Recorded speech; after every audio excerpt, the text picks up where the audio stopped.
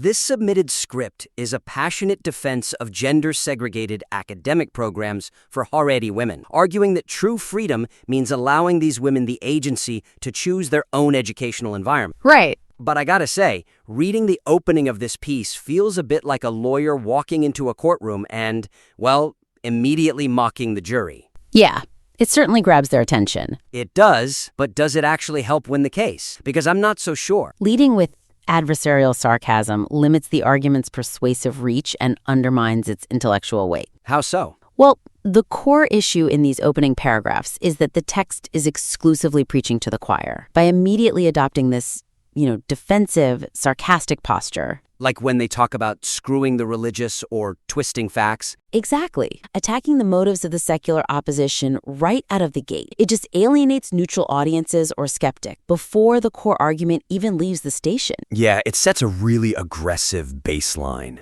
It really does. I mean, when a writer starts by accusing the other side of intentionally twisting facts or, maliciously trying to harm religious people, they frame the entire piece as a political grievance. Right. It stops sounding like a principled philosophical stand for women's rights and starts sounding like a tribal turf war. I hear you. And I understand the risk of alienating the jury, so to speak. But I have to push back a little on the idea that this kind of righteous anger doesn't belong on the page. Okay, go on. Constantly being told what is best for them by outsiders. Sure. So isn't there a rhetorical place for that indignation? I mean, sometimes sarcasm is highly effective for highlighting the sheer absurdity of an opponent's position, especially for a marginalized group trying to rally its own base. That is a very fair reading of the author's emotional state, and the frustration is absolutely valid. But we have to look closely at what that sarcasm mechanically achieves on the page. Okay. Righteous indignation has its place, absolutely. But there is a massive cognitive difference between expressing profound, principled frustration and, resorting to name-calling or petty mockery. Because of how the reader reacts? Exactly. Mockery triggers a deeply ingrained defensive reflex in the human brain. The moment you tell a secular or liberal reader, once again you are screwing the religious, their brain stops processing your logic. They just shut down. Right, and they immediately start formulating a counterattack. So if the author's primary goal is just to vent or to signal to their own in-group, the sarcasm works perfectly. But that's not the goal here. No, if the goal of the script is to actually change minds, to make a secular listener stop, reflect, and realize their own hypocrisy, insulting them is just the least efficient way to do it. You cannot insult someone into an epiphany. You have to invite them into a realization. Wow, you cannot insult someone into an epiphany. That distinction between venting and persuading is crucial. Yeah. So if the bridge between these two differing value systems is currently covered in gasoline because of this sarcastic tone, how does the author put out that fire? Right. How do you maintain the teeth of the argument without triggering that defensive reflex you just described? The most effective fix here is to recalibrate the opening hook by shifting the tone from angry sarcasm to an engaging intellectual paradox. An intellectual paradox. Right. The author needs to highlight the opposition's hypocrisy using the opposition's own core values against them, but without the ad hominem attacks. So flipping it on them. Exactly. You want to draw the listener in through curiosity and ideological tension, rather than, putting them on trial. You want the reader leaning forward, trying to solve the philosophical riddle you've just presented to them. I see the mechanics of that. You're weaponizing their own values. But what does that actually look like on the page? Well, Like, if the author is writing from a place of deep, personal marginalization, how do they employ an intellectual paradox without stripping away their authentic, passionate voice? it actually amplifies their voice because it makes the argument undeniably sharper. Instead of starting with, once again, they are attacking the religious and making things up, the author could open with a thought-provoking contradiction. Give me an example. So, for example, the script could start with something like, in the name of women's rights, some of today's loudest activists are currently fighting to keep Haredi women out of academia. Oh, wow. Right. Or you frame it as a pointed question, like, what happens when the champions of equality decide that your specific religious life choices completely disqualify you from higher education? That immediately reframes the dynamic. I love that. You are taking the exact same frustration, but channeling it into a structural contradiction. Exactly. It forces the secular liberal listener to pause. I mean, these are readers who consider themselves the ultimate champions of equality and women's rights. Right, so it hits them where they live. It does. When the author frames the situation as a paradox, pointing out that the supposedly righteous fight for equality is actively excluding a minority group of women, it creates profound cognitive dissonance. Because their self-image is suddenly in conflict with their actions. Yes, and human beings hate cognitive dissonance. They will keep reading just to try and resolve that internal tension. You haven't called them a name, you haven't accused them of malicious intent. You're just letting the math do the work. You've simply held up a mirror to a structural contradiction in their stance and let them do the uncomfortable math themselves. So that intellectual paradox opens their ears. It gets them into the courtroom and willing to listen. Right. But once they are actually listening, the substance of your argument has to hold up under serious scrutiny. And right now, moving into the middle of the text, the author is facing a mountain of logistical panic from secular critics. Oh, definitely. The opposition is terrified that having gender-segregated programs for Haredi students will bleed into the rest of the university. They are arguing that women are going to be banned from main campus libraries, or that mixed-gender international conferences will be forced into segregation to accommodate this new demographic. Relying on flat denial to address counterarguments leaves the author highly vulnerable to persistent skepticism. Yeah, just saying no isn't enough. It really isn't. The core weakness in this middle section is that the author correctly identifies the main fears of the opposing side, but dismisses them way too casually. Like, don't invent things. Exactly. The author's current response is, essentially, don't invent things, none of what you're saying is connected to the law, and it simply won't happen. Right. But to a reader who is genuinely concerned, that flat denial sounds evasive.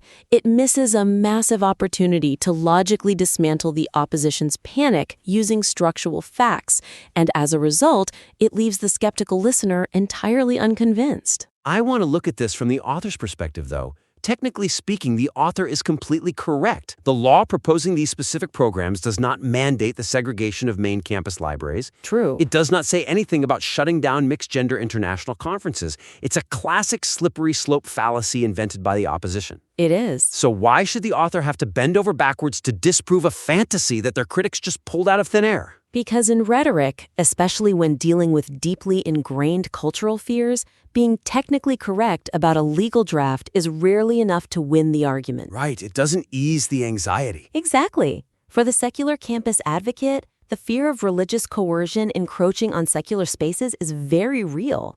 It is historically grounded in their minds, whether the author thinks that's fair or not. They just assume the worst-case scenario will naturally evolve over time. Yeah, it's a slippery slope fallacy, yes, but if you want to persuade them, you are the one who has to put a guardrail on that slope. If you just say, don't make things up, it won't happen. The skeptical listener immediately thinks, well, how do you know? Right. They think you can't control the future and institutions always compromise.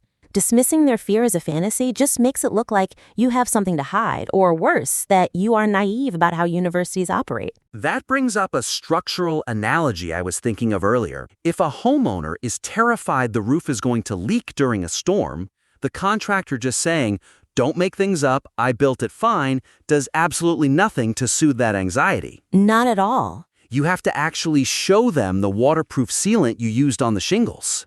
So how does the author apply that sealant here? How do you put up that guardrail against the slippery slope? To solve this, the author needs to replace those flat denials with substantive logistical reassurances. You have to prove exactly why the fears are unfounded by explaining the practical reality of how these programs actually operate on a day-to-day basis. So moving from philosophy to operations. Exactly. Don't just tell the reader it won't happen. Show them the architectural and scheduling barriers that make it literally impossible for it to happen. But how do you weave those dry logistical facts into a passionate script without it suddenly sounding like a university compliance manual? You keep it brief, but you make the logistics the hero of that specific paragraph. Okay, I like that. The hero of the paragraph. Yeah, the author could insert just a sentence or two detailing the mechanics. For instance, explain that these segregated Haredi cohorts often operate on separate days, like Fridays when the main student body is off campus. Oh, that makes sense. Or explain that they take place in entirely different, dedicated buildings, or through external extensions that are completely off the main campus grid. You just explicitly state it on the page. Right. You say, because these programs operate in external extensions and on alternate schedules, the main campus culture, the central libraries, and the international mixed-gender conferences remain completely untouched and integrated. Wow. By grounding the defense in practical, boring, scheduling reality, you completely deflate the opponent's fear-mongering. You transition the debate from a high-stakes clash of competing values down to a simple scheduling fact. I wonder, though, if giving that much oxygen to the logistics concedes too much ground. Like, does spelling out the separate schedules implicitly validate the opposition's framing? Does it make the author look like they are constantly having to justify their existence to a secular authority?